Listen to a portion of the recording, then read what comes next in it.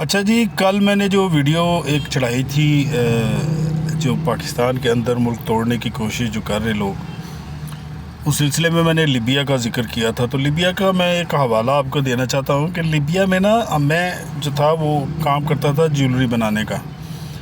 تو جس وقت کارنل قذافی کے دور تھا اور حالات اچھے تھے تو لوگ زیادہ تر سونے کا کام کرواتے تھے. ان کا اپنا ایک ٹریڈیشنل زیور تھا جو میں نے لیبیا میں ہی دیکھا. اس کے علاوہ میں نے اور کسی ملک میں نے وہ زیور استعمال ہوتے نہیں دیکھا.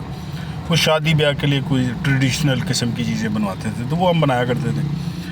میرا تو خیر کام چاندی کا تھا اور سونے کا میں نہیں کرتا تھا کام، میں چاندی کا کرتا تھا.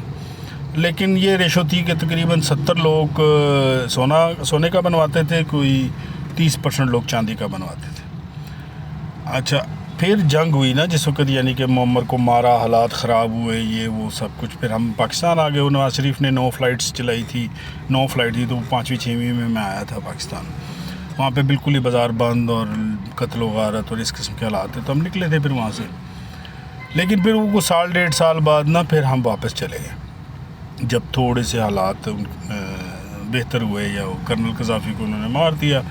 پھر یہ آپس میں جڑ کے انہوں نے جو بھی سسٹم بنایا، کو کابینہ شبینہ بنائی، تو ہم چلے گئے واپس.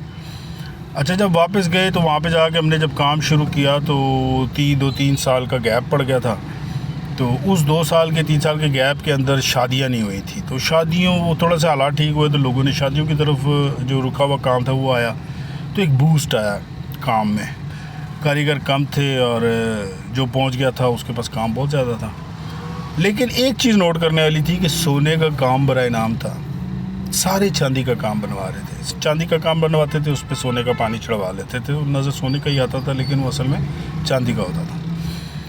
اچھا، اس سے آپ اندازہ لگا لو کہ اچھے خاصے سونے میں زیور بنوانے والی قوم فوراً چاندی پہ آ گئی. اچھا، میں نے پھر وہ کرنل معمر قذافی کے مرنے کے بعد بھی 2-3 سال وہاں پہ لگائے. لیکن وہ آہستہ آہستہ وہ چاندی جو بھی نہیں رہے، وہ پھر نحاس پہ آ گئے. نحاس یعنی کہ پتل پہ آ گئے. پتل کا زیور بنوا کے تو اس کے اوپر سونے کا پانی چڑھوانے لگ گئے. یہ ہوتا ہے فرق جب آپ ایک اچھی پوزیشن میں. یہ نہیں کہ کرنل معمر قذافی تھا تو بہتری کی کوئی گنجائش نہیں تھی. لازمی بات ہے 100 ایشوز تھے، 100 پرابلمز تھی. ان کو ٹھیک کرنے کے لیے ان چیزوں کو ٹھیک کرنا تھا نہ کہ پورے نظام کو ہی گرا دینا تھا. وہی پوزیشن اس وقت فرض کرو آپ پاکستان کے بارے میں سوچو نا، تو پاکستان کا نظام بہت خراب. میں تو اتنا خلاف ہوں اس غیر منصفانہ پیسے کی تقسیم. ایک طرف آپ دیکھو تو اتنا پیسہ ہے کہ پھٹ رہے ہیں لوگ پیسے سے، پلازے اور کوٹھیاں اور پتہ نہیں کیا کیا ان لوگوں کو. اور ایک طرف دیکھ لو آپ جو لوگ جو بیچارے روز کا 1500 تو جوڑنے کے لیے سارا دن دھوپ میں اور گرمی میں بھاگتے دوڑتے ہیں کہ یار رات کو روٹی ہو جائے. یہ اتنی غیر منصفانہ تقسیم ہے. لیکن اس چیز کو ٹھیک کرنے کی ضرورت ہے نا. یہ نہیں کہ پورے کا پورا سسٹم ہی لپیٹ دیا جائے یا پورے کا پورا نظام ایک خانہ جنگی اور ایک فساد. اس سے حاصل کچھ نہیں ہوگا. چیزوں کو بہتر کرنے کی ضرورت ہوتی ہے ہمیشہ، نہ کہ اس تباہی پھیر دینے کی ضرورت ہے. جو ہے اس کو بھی پلے سے یعنی کہ جانے دو. اس وقت پاکستان میں جو یہ عمران خان کی حکومت ختم ہونے کے بعد جی ڈیفالٹ ہونے والا ہے تو یہ ہے تو وہ ہے تو بڑے برے حالات ہوئے تھے. ٹھیک ہے، یہ نئی حکومت آ گئی، انہوں نے سنبھال لیا. وہ ہمارے جنرل صاحب نے جو تھے فیلڈ مارشل بنے بعد میں، یہ انڈیا کی جنگ والی کے بعد انہوں نے ٹھیک اچھا یعنی کہ سنبھال بھی لیا، مل کے کسی نہ کسی طریقے سے ڈیفالٹ سے بھی نکال لیا. سارا کچھ ہو گیا، دنیا میں بھی بڑا نام ہو گیا پاکستان کا، بڑی عزتیں ہوگی. لیکن اب اس طرف کون دیکھے گا کہ یہ جو غیر منصفانہ تقسیم ہے، جو غریب مر رہا ہے، جو غریب روٹی کے لیے پریشان ہے، اور اس جو غیر میں کیا لفظ استعمال کروں اس میں کہ غیر منصفانہ قسم کا یہ جو تقسیم کا نظام ہے، اس کو ٹھیک کرنے کے لیے حافظ صاحب کچھ کر سکتے ہیں یا یہ حکومت یہ سارے چور ہیں. ایک سے بڑھ کر ایک چور ہے. کوئی کم چور ہے، کوئی بڑا چور ہے. کوئی پورا ہی کھا جاتا ہے، کوئی 4 آنے لگاتا ہے 8 آنے کھا جاتا ہے، کوئی 12 آنے کھا جاتا ہے، کوئی 8 آنے لگا کے 8 آنے کھا جاتا ہے.